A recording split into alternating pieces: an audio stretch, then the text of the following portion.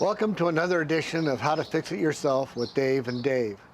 Today we're working on the 2001 Pathfinder and we're going to be replacing the radiator fan. Now we'll show you here in a moment why we're replacing the radiator fan, but it's not a terribly complicated process. We'll go through how to take care of it, but there's a few things you do need to do in advance to make sure that you can get this done properly. So let's go ahead and get started. All right, so you can take a look at your fan blade just by leaning over and taking a good look at it. You'll notice what our problems are. We've got a crack completely through the plastic right there. We've got cracks and disintegration there. So another one all the way through. So this fan is not going to hang in there for very much longer. So it really needs to be replaced. So that's why we're doing this replacement.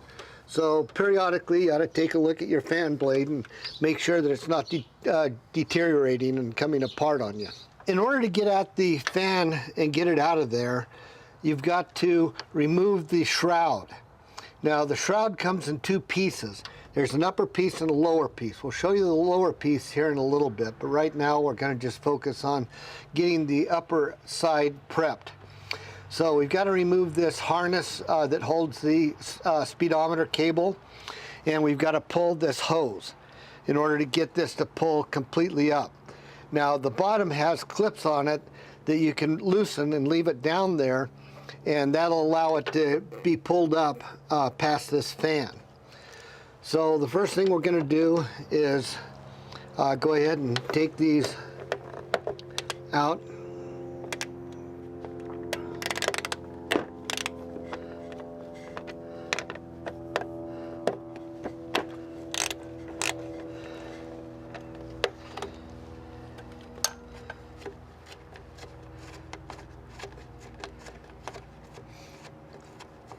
Now if you want to remove we can just slide this clip out of the way, so I'm not going to unclip this, but if you do want to unclip it, you need to put a little screwdriver here in between the two and just push back and it'll pop up. So, but in this situation, because we're removing the holder, we don't need to really remove it off of the speedometer cable.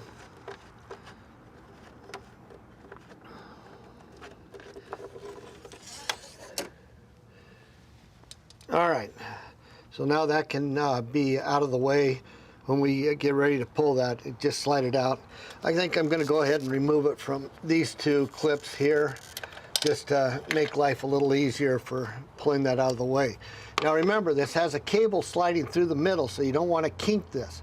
If you kink your speedometer cable, it's going to lock up, and you're going to find your foot pedal will not respond properly. So be careful to make sure you keep good, long, easy bends on that cable. All right, so the next thing we're going to do is we're going to go ahead and remove the upper radiator hose. Now this is a good time to go ahead and use a hose clamp.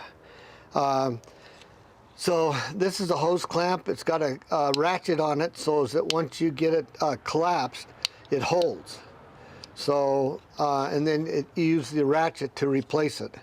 So we're going to go ahead and use this, and that'll latch in place and allow us to work that off of there so we can pull the hose clamp. So we can just leave it that way. It will kind of get in the way, so I'm going to go ahead and loosen it. But with that latching mechanism, it does make things a lot easier to be able to move things around. Now we need to get the hose loose. We're going to use a hose pick to kind of loosen that hose up so that it'll slide off of there.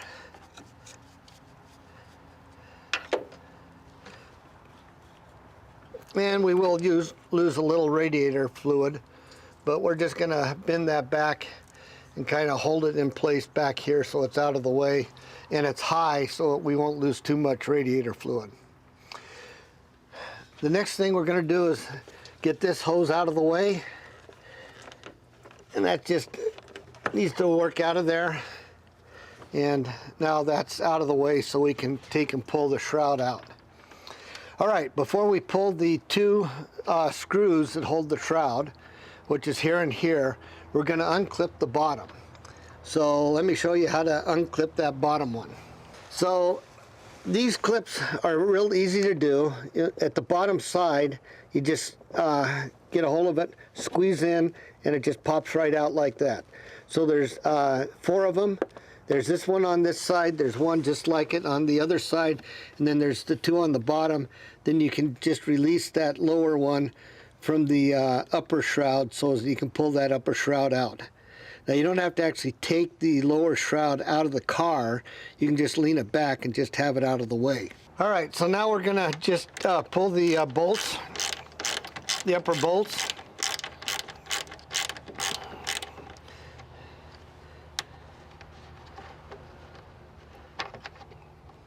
And you notice these are wood screw type bolts or sheet metal bolts. They have a very coarse thread. So you got to remember that when you put it back in, that you don't over tighten these. They just need to be enough just to hold it in place. All right, so now we should be able to just work that out of here.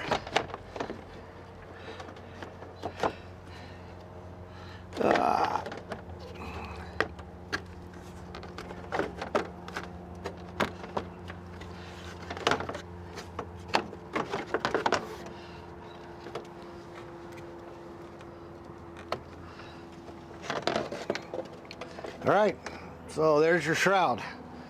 All right, so now we're going to remove these 4 bolts. Now this will turn, even though you have the build on there to kind of hold it. So it will turn. So as you can see, so you need to have a little bit of a jimmy bar in order to hold it. So I'm going to use this jimmy bar here, and that'll hold it. So you don't want to take all the nuts off, you just want to get them loose at this point. Let me turn it the other way. So you just get them loose, and you use the bar to rotate that around to get it all the nuts.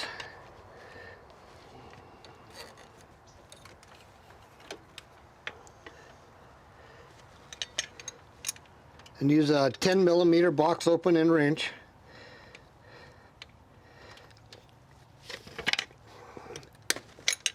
Okay, so I already pre-loosened a couple of them. You don't need to see all 4 of them being taken out of there. So now we should be able to go ahead and get these out of here. Might have to loosen them up just a little bit more, but they're all pretty loose now. So if you have a box ratchet, that works real well on these kind of bolts. Once you get them loose, you can just take and ratchet it on off with the ratchet part there if it gets tight.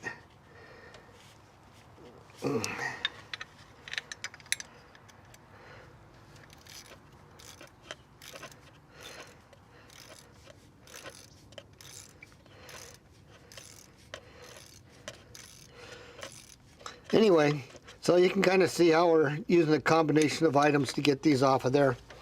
So we'll come back to you after we finish getting all the bolts off and pull that fan off of there.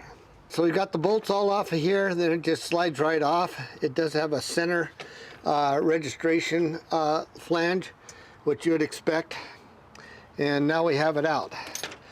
So next thing we need to do is remove these 4 bolts here. Do not remove the ones with the Phillips head screws on it, just the ones that are 10mm to get that out of there.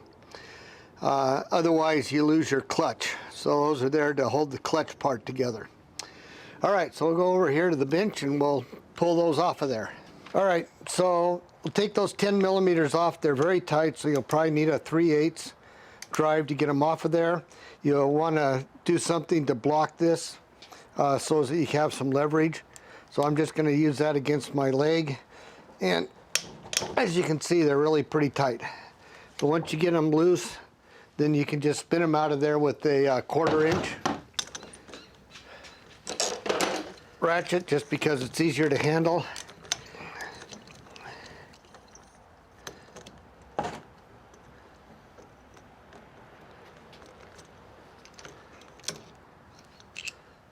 All right, so now the fan just lifts off of there. It's really easy to see how cracked and torn up it is.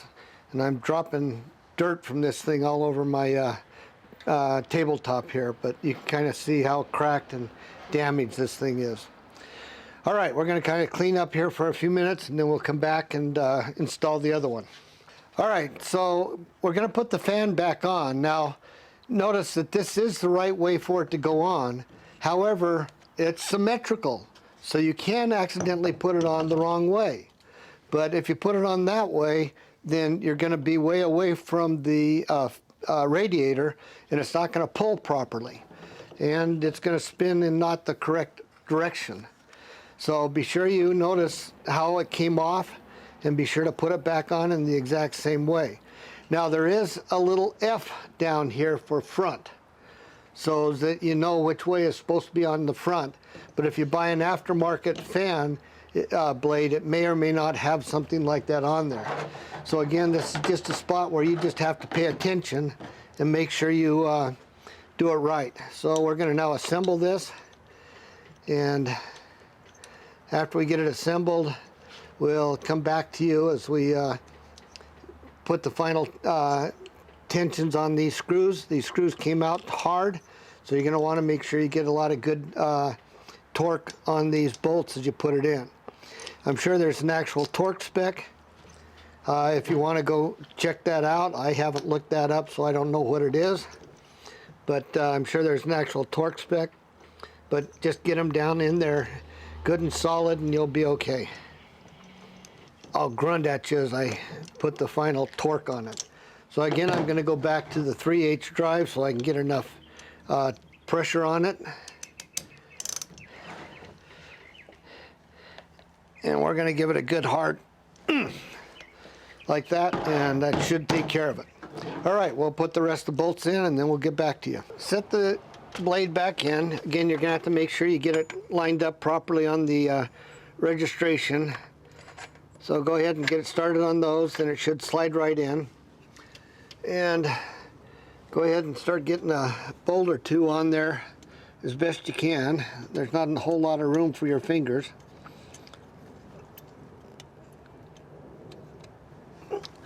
So get a bolt or two on there.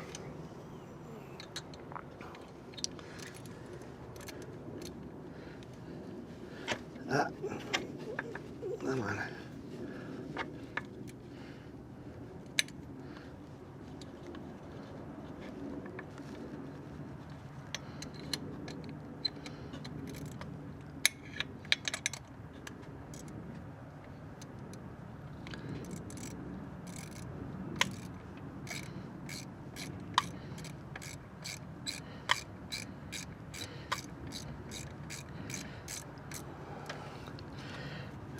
All right, now with all of these type of items, you do want to bring it down evenly.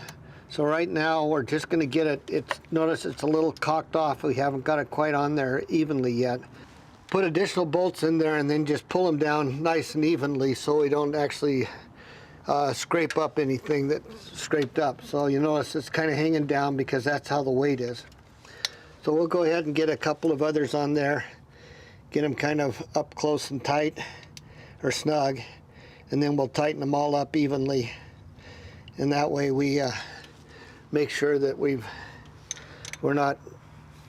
pulling that up against that registration nicely. Come on.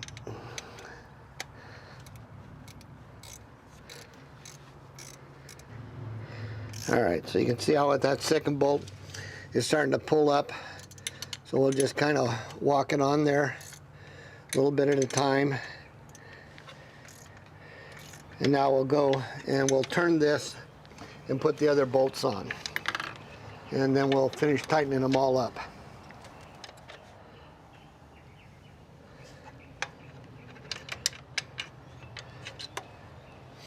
All right, once you've got them all kind of snugged up so you're nice and even on the flange, and you're getting ready to put your final torque on there, again, you'll want to use your breaker bar or your jimmy bar to hold it tight so you can get a good snug on each one of those bolts. All right, so we'll finish this up, and then we'll talk about putting the shroud back on, and we'll wrap this episode up. We're getting ready to put the shroud back on, but before we do, I want to show you how those clips go from this side where we can see it easily. So one of those clips that you need to press on that we tried to show earlier, hopefully you can see it, goes in this slot here. There's an alignment that goes down here. On this side, you've got just alignment down here, and you've got the clip that goes here. Now there's a couple of little alignment tabs that slide in on this side and on this side here. Then on the bottom, you've got just registration holders. So you've got this one here and this one here, and then you've got this little clip that just kind of holds the bottom in place. So that's, and then along with this tab. So those are the items that you need to watch as you put it back together again. So the first thing is you slide it in, make sure that these two guys get registered in the bottom. And then we'll kind of go from there.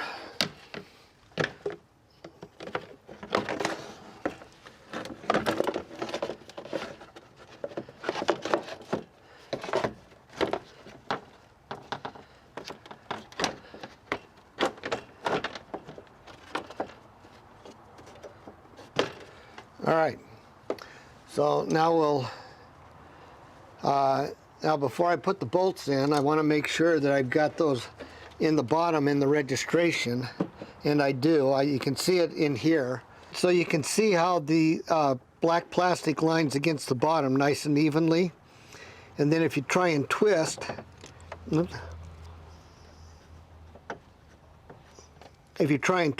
notice that it doesn't come out. So that tells me that I've got those alignment pins into the proper space. Now you can crawl under the car and take an actual look, but I can tell that we've got it in there just fine. So now we'll go ahead and put the bolts in at the top, reattach the lower, and then we'll come back up and finish doing all the hoses and everything up here. And with plastic threads, it's really important you don't double thread or cross thread, because that just ultimately deteriorates the strength of the bolt going in. Again, you don't need to put very much torque on these. Just get them just slightly snug, just so you're sure they're up against the plastic. So just go ahead and just make sure they're there. And it's really easy to tear out the plastic threads, so be cautious on that. So now that we've got the top of the shroud in place, we're now going to put the bottom in, and you'll just need to make sure you get the clips all aligned. We're not going to show you that. It's easy for you to figure that out. So we're going to go put the bottom shroud in, and then we'll come back to you and finish doing the top and getting the hoses all put back together again. So the next thing we're going to do is put the throttle cable back in place.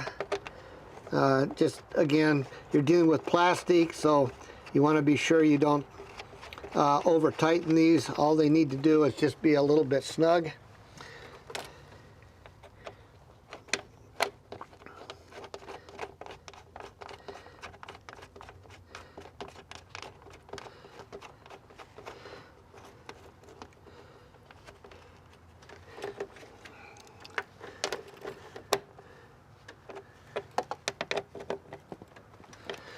All right, then be sure and check to make sure that all of the holders are in place to keep that nice arc on the cable in place.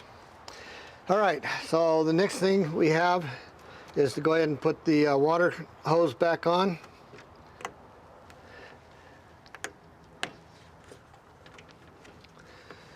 Again, use our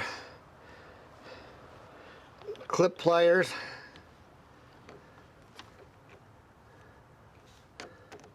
It's always nice if you can get the clamp to go back into the same grooves it was already in. So you can kind of see where the indents were. So that'll allow it to be sure it's sealed real nice. All right, and the last thing we need to do is just make sure that this hose goes back into its spot, and now we're done. Now you will have lost a little bit of radiator fluid, but your overflow system should be able to suck new fluid back into the system and fill that up over the next couple of runs on your car. So you shouldn't need to worry about that. But just in case you do have an issue, kind of watch your temperature gauge for the next little bit. We appreciate you joining us for this video. We hope it's been educational. Please hit the subscribe button if you haven't already, and please click the like button, and then use our links below to purchase anything that you've seen us do that you would like to duplicate. Thank you very much, and have a good day.